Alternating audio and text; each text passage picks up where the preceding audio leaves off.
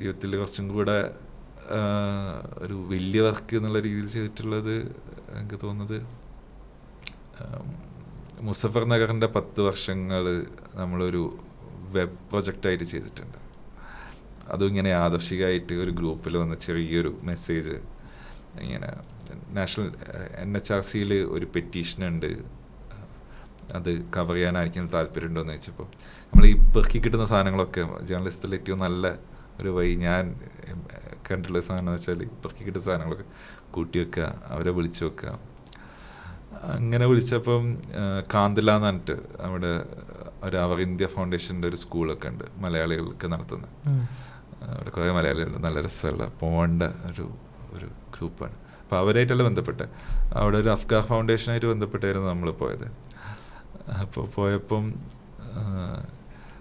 ഇവരുടെ കുടുംബക്കാരെ മരിച്ചു എന്നുള്ളത് ഡിക്ലെയർ ചെയ്യാൻ വേണ്ടിയിട്ട്, അത് ഡിക്ലെയർ ചെയ്താൽ അവർക്ക് കിട്ടുന്ന കോമ്പൻസേഷനും സർക്കാർ ജോലിക്കും വേണ്ടിയിട്ട് ഫൈറ്റ് ചെയ്യുന്ന 2 ഫാമിലീസിന് 2-3 ഫാമിലീസിന്. ഒരു റിസ്വാൻ സൈഫിയാണ് നമ്മളതിൻ്റെ ഇത് ലീഡായിട്ട് വന്നിരുന്നത്. 10 വർഷത്തിന് ശേഷം ഇവർ മരിച്ചു എന്ന് തെളിയിക്കുകയാണ്. ഇതിൻ്റെ പ്രശ്നം എന്ന് വെച്ച് കഴിഞ്ഞാൽ അവരുടെ ബോഡി കണ്ടു. തോന്നുന്നു എനിക്കത് 3 ബോഡി കണ്ടു. എനിക്ക് കുറച്ച് ഒരു ഓർമ്മേൻ്റെ പ്രശ്നമുണ്ട്. 3 ബോഡികൾ പോലീസ് കണ്ടിട്ടുണ്ട്. പോലീസ് കാവൽ നിൽക്കാൻ ഏൽപ്പിച്ചാണ്, പക്ഷെ അവർ കാവൽ നിന്നില്ല. പിറ്റേന്ന് എന്തില്ല, ആ ബോഡി കാണാണ്ട്. അപ്പം അവരെന്താണ് പിന്നെ അവരുടെ ബോഡി ഇല്ലാത്തതുകൊണ്ട് തന്നെ മിസ്സിങ് പേഴ്സൺസ് ആയിട്ടാണ് റെക്കോർഡ് ചെയ്തിട്ടുള്ളത്. അപ്പം അങ്ങനെയുള്ള ആൾക്കാർ ഇവർ കണ്ടിട്ടുണ്ട് ഇവരുടെ കുടുംബക്കാരെ കൊല്ലുന്നത്, പക്ഷേങ്കിൽ അവരുടെ ബോഡി കിട്ടാത്തതുകൊണ്ട് തന്നെ അവരെ മിസ്സിങ് പേഴ്സൺസ് ആയിട്ടാണ് ഗവൺമെൻറ് വെച്ചിട്ടുള്ളത്. 7 വർഷം കഴിഞ്ഞ് കഴിഞ്ഞാൽ ഡിക്ലെയർ ചെയ്യണമെന്നാണ് ഏത് ഡെഡ് ഓർ അലൈവ് എന്നുള്ളത്, പക്ഷേ ഡിക്ലെയർ ചെയ്തിട്ടില്ല ഇതുവരെ. അപ്പം അത് ഡിക്ലെയർ ചെയ്യണം എന്ന് പറഞ്ഞുകൊണ്ട് ഉള്ളൊരു പെറ്റീഷൻ്റെ കഥ.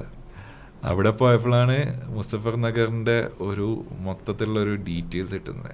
നമുക്ക് അങ്ങനെ ഒരു ദിവസത്തേക്ക് പോയാൽ ഞാൻ പിന്നെ നമ്മളൊരു വലിയ പ്രൊജക്റ്റൊക്കെ ഉണ്ടാക്കി, കുറേ ആൾക്കാരോട് ചോദിച്ചു. മക്തൂബിൻ്റെ വർക്കായിട്ടാണ് ചെയ്തത്. ഒരു വലിയ സംഖ്യേൻ്റെ പ്രൊജക്റ്റൊക്കെ ഉണ്ടാക്കി. ആരും ഏറ്റെടുത്തില്ല, കാരണം 10 വർഷം മുന്നേയുള്ള വിഷയമല്ലേ എന്നുള്ള രീതിയിൽ അങ്ങനെ വിട്ടുപോയി. പക്ഷെ എനിക്കെന്തോ തോന്നി നമ്മൾ തിരിച്ചു പോയി അവിടുത്തെ ഒരു വെബ് പ്രൊജക്റ്റായിട്ട് അവിടുത്തെ ആൾക്കാരുടെ മൊത്തം കഥകൾ വെച്ചിട്ടുള്ള സാധനം ചെയ്തു. അതൊരു നമ്മൾ പൗരത്വം അല്ലെങ്കിൽ കലാപം എന്നൊക്കെ ഉള്ളതിനെ കുറിച്ചുള്ള ചോദ്യങ്ങൾക്കുള്ള കുറേ ഉത്തരങ്ങൾ അവരുമായിട്ടുള്ള സംസാരത്തിൽ നിന്ന് ഉണ്ടായിട്ടുണ്ട്. അതായത് ഒരു കരിമ്പിൻ തോട്ടത്തിൻ്റെ അക്കരെയാണ് 10 വർഷം മുന്നേ. അതിലുള്ള ഒരു കുട്ടിയുടെ കഥയുണ്ട്. നമ്മൾ 12-14 വയസ്സുള്ള കുട്ടി ഇതിലുള്ള ഒരു വിക്റ്റിമാണ്. ഈ പറയുന്ന സ്വന്തം ഗ്രാമവാസികൾ വെടിവെച്ച് പിന്നെ തല്ലി പിന്നെ ചുട്ടുകൊന്ന കുട്ടിയാണ്. ആ കുട്ടിയുടെ ഫോട്ടോ ഇല്ല ആരടുത്തും. അപ്പം ഫോട്ടോ ഉണ്ടായിരുന്നുള്ള ആ വീട്ടിലാണ് അവരെല്ലാം ഇട്ടേച്ച് പോകുന്നുണ്ട്. ഈ കുടുംബം ഇപ്പോൾ താമസിക്കുന്ന അവരുടെ നേരത്തെ ഉള്ള ഈ ഗ്രാമത്തിൽ നിന്ന് 3 കിലോമീറ്റർ അപ്പുറത്താണ്. ഇതുവരെ അവർ തിരിച്ചങ്ങോട്ടേക്ക് പോയിട്ടില്ല. അതായത് ഒരു കരിമ്പിൻ തോട്ടത്തിൻ്റെ അക്കരെയാണ് ഇവരുടെ ഗ്രാമമുള്ളത്. അപ്പോൾ അതിൽ ലിസാർഡ് എന്നുള്ള ഗ്രാമമുണ്ട്. ലിസാർഡ് എന്നുള്ള ഗ്രാമത്തിലുള്ള ആൾക്കാരാണ് ഈ മിസ്സിങ് ആയിട്ടുള്ള കേസസ്. അവിടുത്തെ പള്ളികളൊക്കെ പൂട്ടിയിട്ടുള്ളത്. അതായത് ഈദ്ഗാഹ് 10 വർഷമായിട്ട് പൂട്ടി കിടക്കാണ്. അവിടെ ഫുള്ള് കള്ളിച്ചെടിയൊക്കെ ആയിട്ട് മറ്റേ കാട് പിടിച്ച് കിടക്കുന്നത്. നമ്മളവിടെ പോയിട്ട് നമ്മൾ കുറേ പേടിച്ചുകൊണ്ടാണ് പോകുന്നത്. അവിടെയുള്ള 2-3 മനുഷ്യവാസമില്ല തീരെ. ആൾക്കാരുണ്ട്, ബാക്കിയുള്ള കമ്മ്യൂണിറ്റീസ് ഉണ്ട്. മുസ്ലിങ്ങൾ അവിടെ ജീവിക്കുന്നില്ല, അവരെല്ലാവരും ഈ ക്യാമ്പുകളിലേക്ക് മാറി ജീവിക്കുകയാണ്. കാന്തില അങ്ങനെ ഒരു വലിയൊരു അനുഭവമായിരുന്നു. അവർ ഓരോ കഥയും അതിൽ ഈ ബിൽക്കിസ് ബാനു പോലെ തന്നെയുള്ള 2-3 സ്ത്രീകൾ അവിടെ ഉണ്ട്. ഇങ്ങനെ അടുത്ത അവരെ ഭർത്താവ് തയ്യൽക്കാരനാണ്.